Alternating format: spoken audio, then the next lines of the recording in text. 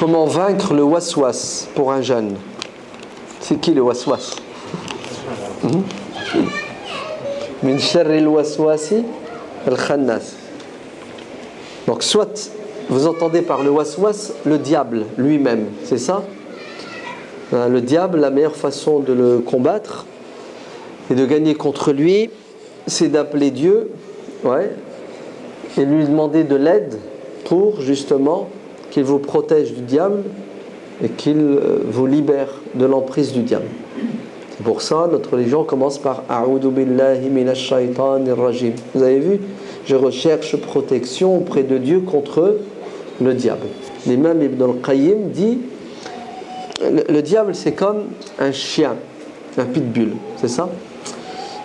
Tu passes devant, qu'est-ce qu'il fait? Il aboie, il veut te manger, il veut te mordre.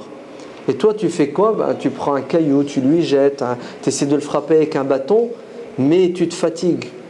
Plus tu le frappes, plus il veut te manger, c'est ça? Et puis c'est sans arrêt.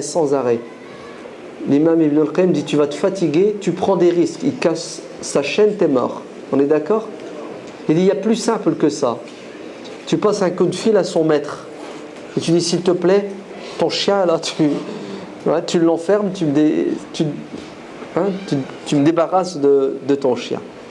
Mais c'est une image, une métaphore. Il dit c'est ça shaitan. Appelle Allah pour qu'il te préserve de shaitan. Deuxièmement, connais ton ennemi. Walitastabina sabila ou sabilu al-mujrimin.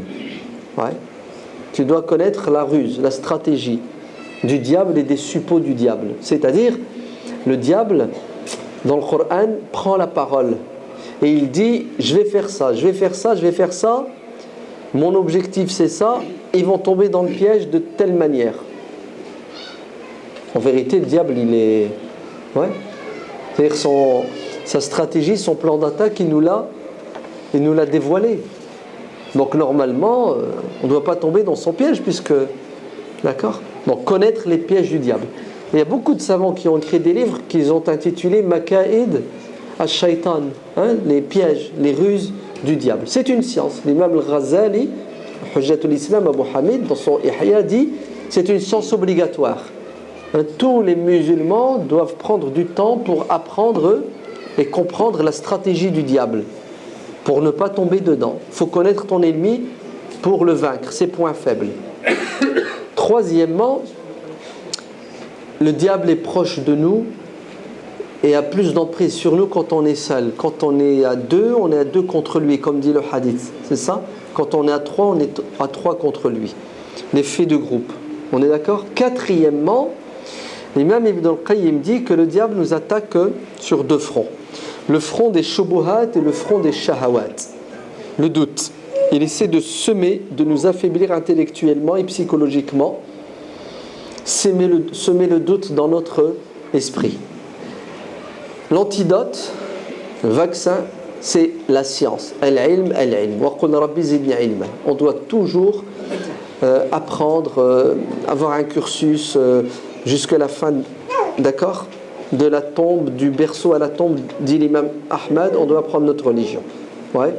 En groupe, à la mosquée, tu lis, tu écoutes. Et shahawat, les passions, les envies, qui prennent le dessus sur la raison. Et là, automatiquement, qu'est-ce que tu fais? Tu deviens un animal, tu ne te retiens plus. C'est pour cela qu'il faut les combattre, ces envies-là. En s'éloignant de ce qui est haram, en s'éloignant de tout ce qui pourrait te rapprocher du haram. Et en occupant ton temps. L'oisiveté est la mère de tous les vices. Maintenant, si tu parles du waswas, et t'entends par le waswas une maladie. Il y a un psy ici pour nous parler... C'est-à-dire les troubles, c'est ça? Troubles mentaux. Il faut se soigner. Là, tu vas voir un médecin. Tu vas voir un psy. Alors, c'est parce que tu vas voir un psychologue ou un psychiatre que tu es fou. Parce que les musulmans, ils sont allergiques au psy. Ils ont peur du psy. Parce que psychologue, psychiatre, pour eux, c'est la folie. C'est pas vrai.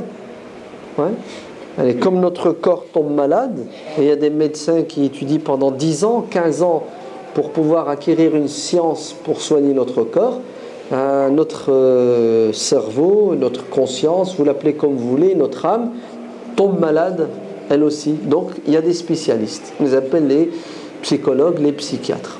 Donc, il faut aller vers eux, leur exposer vos problèmes et ils vont vous aider, Inch'Allah. Alors, les musulmans aujourd'hui, au lieu d'aller voir un médecin, un psy, ils vont voir l'imam.